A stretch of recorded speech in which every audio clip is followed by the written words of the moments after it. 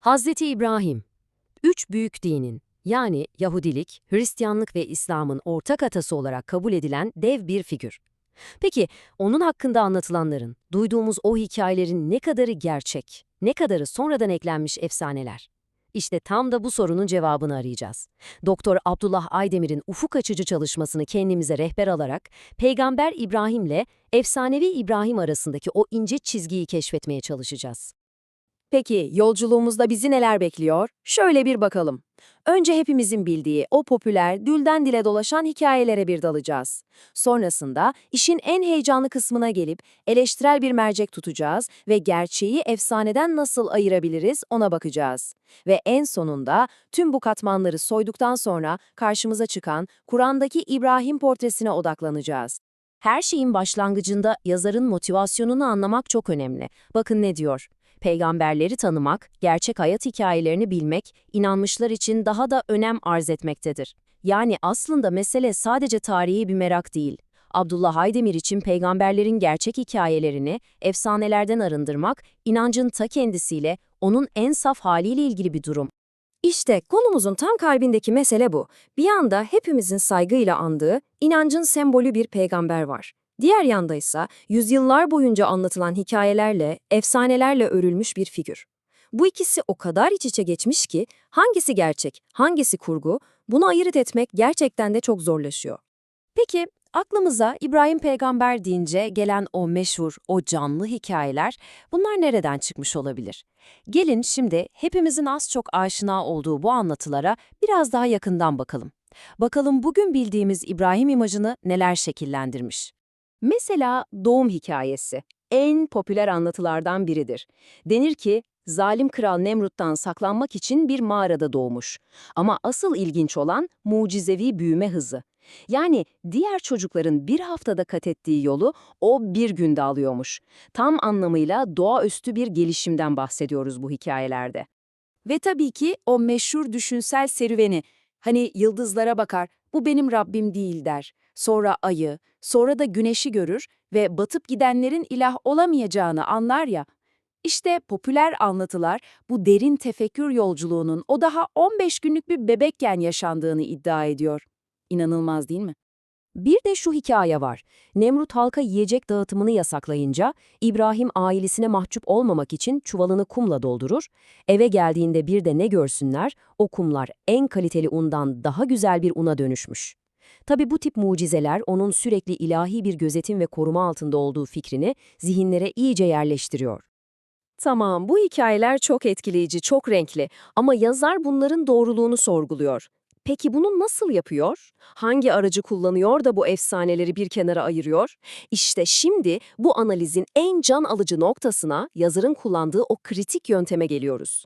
Karşınızda anahtar bir kavram, İsrailiyat. Peki nedir bu? En basit haliyle Yahudi ve Hristiyan kültüründen, onların sözlü ve yazılı geleneklerinden sızıp yüzyıllar içinde İslami anlatılara karışmış hikayeler bütünü. Yazara göre peygamberler hakkında duyduğumuz ve Kur'an'da yer almayan birçok kıssanın asıl kaynağı işte tam da burası. Yazarın bu konudaki duruşu gerçekten çok net. Bakın ne kadar açık ifade ediyor. Bunlara tarihi gerçekler olmaktan ziyade edebi ifadesiyle roman veya destan gözüyle bakılabilir.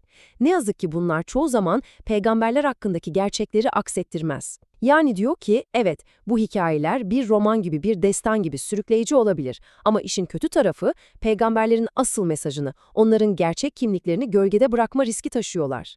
Şimdi yazar işte bu İsrailiyat merceğini alıp Hazreti İbrahim'in hayatındaki belki de en büyük, en çok tartışılan konulardan birine odaklıyor.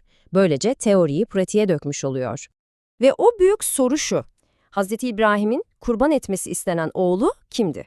Bu gerçekten de yüzyıllardır devam eden, farklı geleneklerde farklı cevaplar bulan dev bir tartışma konusu. Masada iki temel iddia var. Biri İshak'tı diyor, diğeri ise İsmail'di. Yazarımıza göre kurban edilen çocuğun İshak olduğu yönündeki yaygın inanış aslında İsrailiyat yani Yahudi-Hristiyan geleneğinden geçen anlatıların en somut, en net örneklerinden biri.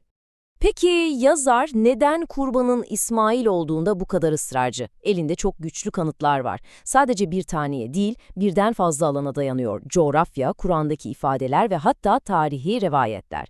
Gelin şimdi bu delillere hep birlikte madde madde bir bakalım. Mesela olayın geçtiği yer Mekke ki orası İsmail'in yaşadığı yer. Kur'an'da kurban edilecek olan çocuk için Halim, Selim bir oğul deniyor ki bu sıfat İsmail'le ilişkilendirilir. Yine İsmail'in sözüne sadık olduğu vurgulanır ki bu da o büyük teslimiyete bir işarettir. Kabe'yi babasıyla birlikte inşa etmesi de cabası. Hatta ilginç bir detay daha var. Yahudilikten İslam'a geçen ilk Müslümanlardan bazıları kendi toplumlarının da aslında kurbanın İsmail olduğunu bildiğini ama bunu kasıtlı olarak gizlediklerini söylemişler. Peki, tüm bu efsaneleri, bu folklorik katmanları bir anlana soyup attığımızda geriye ne kalıyor? Kur'an'ın bize anlattığı İbrahim nasıl bir peygamber? İşte şimdi yazarın bize sunduğu o saf, o otantik portreye odaklanma zamanı. Kur'an'a baktığımızda Hz. İbrahim'in birkaç temel özelliği öne çıkıyor. Her şeyden önce o bir hanif, yani hiçbir şeye bulaşmamış, saf, fıtrattan gelen bir tek tanrı inancına sahip. Zaten Müslüman kelimesinin özü de bu değil mi? Allah'a tam bir teslimiyet içinde olması. Putperestliği kökünden reddeden, şirke karşı dimdik duran biri. Ve tabii ki oğlu İsmail'le birlikte Mekke'deki o kutsal evin, Kabe'nin temellerini yükselten kişi. Peki tüm bu anlattıklarımızdan çıkarmamız gereken asıl ders ne? Şimdi bu eleştirel bakış açısının sadece İbrahim peygamberin hikayesi için değil, çok daha geniş bir alanda ne anlama geldiği üzerine kafa yoralım. Yazarın bize asıl anlatmak istediği, bize bıraktığı en değerli miras belki de şu. Peygamberlerin o saf, o öz mesajını gerçekten anlamak istiyorsak bir işimiz var. Kutsal metinlerin üzerine zamanla yığılmış olan o folklor katmanlarını, o efsaneleri dikkatlice ayıklamamız gerekiyor. Hakikat öylece önümüzde durmuyor. Onu bulmak için işte böyle bir eleştirel çaba şart. Ve bu bize çok daha büyük bir soruya getiriyor. Sadece peygamberlerin hayatı değil, başka hangi tarihler, hangi olaylar bizim inanmayı seçtiğimiz, bize anlatılan hikayeler tarafından şekillendiriliyor? Düşününce, tarih dediğimiz şeyin kendisi belki de biraz da bu seçilmiş anlatılardan ibarettir. Bu eleştirel merceği başka alanlara da uyguladığımızda, kim bilir daha nelerin aslında bildiğimiz gibi olmadığını fark ederiz. Bu gerçekten üzerine düşünmeye değer.